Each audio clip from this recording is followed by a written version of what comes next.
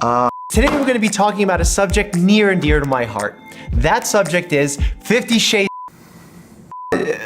This week, we're going to be talking about books. Now, I wanted to give you a list of my recommendations, and since it's the new year, and we always say new year, new you, I wanted to come up with a theme around that. This list will not only serve as a foundation for you to understand yourself better, but also those around you. Ever since medical school, I've realized I'm a better auditory learner. I can be multitasking and still take in all of the points that I'm listening to.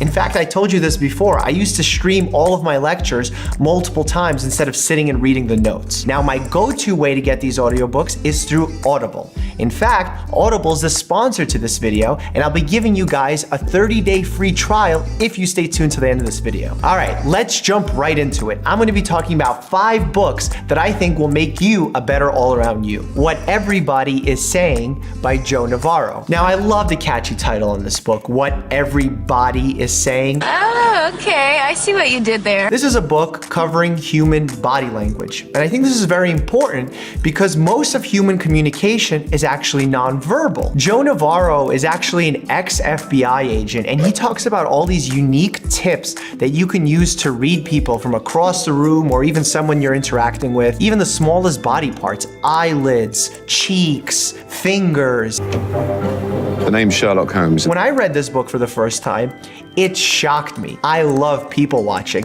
I started understanding what was going on in each situation without even needing to hear what they were saying. The entire body gives us a better picture than just the face. And I'll use an example from the book where if you look at 2 people having a conversation and you look at the direction of where their feet are pointing, that speaks volumes about how much they're enjoying that conversation. If you see 2 people standing next to each other and one person's feet are pointing away from that person, they're ready to get out of that conversation. Joe even goes as far as to give you simple tips to change your posture, to allow you to express authority, to build trust with somebody else. If you put your hands completely in your pockets, that's a very passive, submissive pose. Now, if you want to exemplify a little bit of confidence, all you have to do is take your thumbs out, and that just makes your body language speak with more authority. Influence, The Psychology of Persuasion by Robert Cialdini, PhD. I love reading books on influence, and it's not because I want to manipulate somebody. People often think that influence carries a negative connotation. I think it's more manipulation that carries the connotation. Manipulation, by definition, is a shrewd or devious way to influence somebody for your own advantage. If a patient walks into my office, they have high cholesterol, high blood pressure, and they don't exercise, it's my job to influence them to begin an exercise regimen. It doesn't mean that I'm manipulating them for my own advantage. Now, in everyday life, we not only need to be very good at influencing people at our jobs, whether you're a doctor influencing your patients or a teacher influencing your students, we also need to be aware of those who are trying to influence or manipulate us. It's just a matter of luring him out. One of the concepts this book breaks down very well is something known as the contrast principle. And it's something that salespeople utilize all the time in order to get you to spend more money. I'm a salesperson and you're coming into the store to buy a suit. I will get you committed to buying this $400 suit, and then I'll offer you an $80 sweater, which is a pretty expensive sweater, but it won't look as expensive because you've already spent $400. Wow, that's messed up. The Influential Mind by Tali Sharot. If you want someone to understand where you're coming from, it's gonna take a lot more than facts and figures. Ooh, I like that. That was a good... Most people are influenced by emotions rather than facts and figures. You can see this right now on the news cycle. When somebody starts talking to your primitive brain, they do a much better job at influencing your thoughts and even your actions. When your mind is stressed, it's much more easily influenced. And we see this after horrible terrorist attacks like September 11th. It takes one person to start running in order to get hundreds to do the same, because in that stress state, they're more likely to be influenced. I think the real gem in this book is that it teaches you how to communicate with somebody that disagrees with you. The way you do that is you establish a new concept. that doesn't necessarily disagree with their viewpoint, but does agree with yours. Once you find that sort of common ground, it can facilitate that conversation and allow you to exert your influence. If I'm trying to encourage a parent to vaccinate their child and they happen to be anti-vaccine, instead of going back and forth and arguing about the side effects of vaccines, I introduce a new point where we can both agree that the disease that the vaccine prevents, like measles, is a bad disease. If the parent agrees with me, we have a much higher likelihood of seeing eye to eye and agreeing on getting a vaccination for their child. Public Speaking for Success by Dale Carnegie. We all need to improve how we speak in public.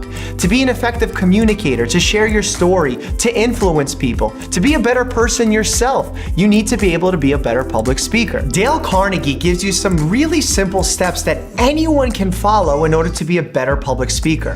One of those steps that I take to heart and use in all of my speeches is the idea of verbalizing your speech or your talk before even doing it. That way your brain can recite the information, get used to saying it. You'll probably stumble, and that's okay because you're practicing, but you have to practice. It talks about really great speakers, how they presented their speeches, what words they used, why certain speeches were more effective than others. And that really goes a long way in order for you to communicate your ideas. Flow, The Psychology of Optimal Experience by Mihaly Csikszentmihalyi. Even though this book is called The Psychology of Optimal Experience, it's basically a book about happiness. This is an evolving field of psychology known as positive psychology. And this is one of the first books I've read on the subject, and I've become obsessed. In medicine, we always look at the negative symptoms. We talk about depression, anxiety, bipolar disorder, but positive psychology focuses on the positive aspects of life. What is flow? When you're playing basketball, when you're rock climbing, when you're playing an instrument, you're putting in a lot of effort.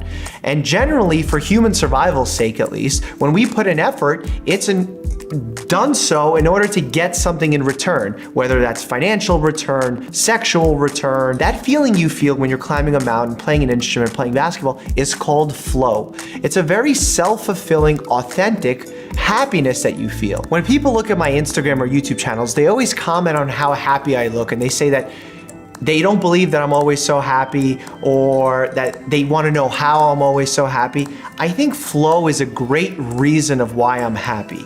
Flow explains that in order to feel happiness, to get that intrinsic joy in life, you constantly need to set these little achievable and meaningful goals for yourself. Whether we're talking about cleaning the house in a certain amount of time or reading a certain amount of books in a given year. A great paradox that this book addresses is that we don't spend our free time well. Most people can't wait to leave work, they can't wait to retire, but when they do, they actually become more unhappy, more anxiety sets in. When you are not activating your mind to reach goals and set challenges for yourself, like you are every time you're at work, your mind fills that empty space with anxiety. When you have anxiety, that leads to more problems, more depression. When you're at work and you're constantly setting new goals and new obstacles for yourself, you're able to reach those goals and therefore feel that reward system kicking in. Boom, there you have it. Those are my 5 titles to help you become an all-around better you. I've listened to all of these titles using Audible, and now you can sign up for a 30-day free trial and get one of these books for free using www.audible.com/Dr. Mike. That's audible.com/DOCTORMIKE, or you can even text 500-500 the word Dr. Mike. That's right, DOCTORMIKE, and you get your 30-day free trial, and you can read one of these bad boys. And as always, stay happy and healthy. Go to www.com/audible/Dr. Mike. I'm saying a lot of slashes. By downloading your first audible book. Go to www.com/ Last try. If it doesn't work, it doesn't work. But once you've already spent $400 on the suit, $80 doesn't seem so much. Seem like so much. I even listen to audiobooks on the gym. On the gym. What does that mean, on the gym? I sit on top of the gym and I read my